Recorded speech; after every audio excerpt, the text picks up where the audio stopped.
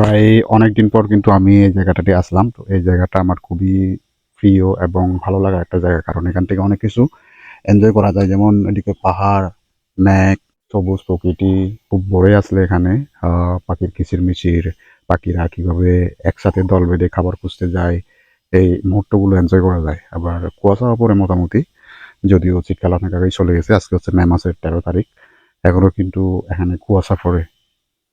তো সবকিছু মিলিয়ে এটা খুবই সুন্দর একটা জায়গা। আমি মনে করি প্রকৃতির সাথে মানুষের একটা আত্মিক সম্পর্ক আছে।